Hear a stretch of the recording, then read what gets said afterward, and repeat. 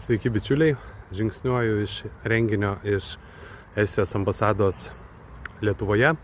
Mes įteikėm tradiciškai, pasisveikinom su ateinančiom šventom kalėdom, naujaisiais 2026 metais.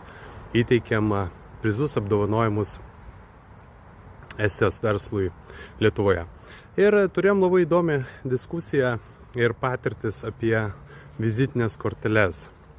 Aš jas vis dar nešiojuosi ir štai paaiškinsiu kodėl. Žmogus išsitraukia virtualią vizitinę kortelę ir jeigu aš pamiršau, nedaug dieve, ar atsiprašau visojiško Arūnų ir Artūrų, ar vieną raidę praleidau ir jinai įkrito į mano 14 000 kontaktų, kuriuos aš turiu savo telefone.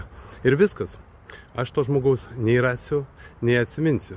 Kai turėdamas fizinę kortelę, aš visą laiką galėsiu pasižiūrėti ir žmogus galės mane prisiminti.